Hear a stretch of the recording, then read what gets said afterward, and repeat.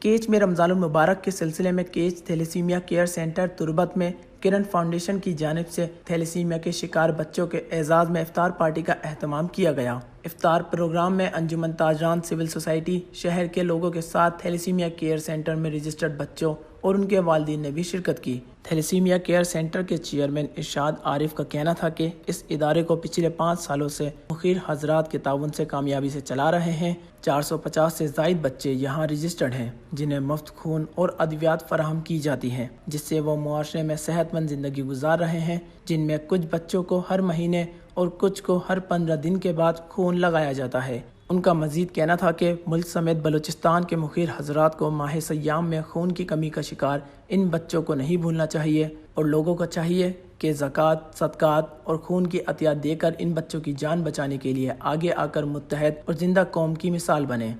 Wish news, catch.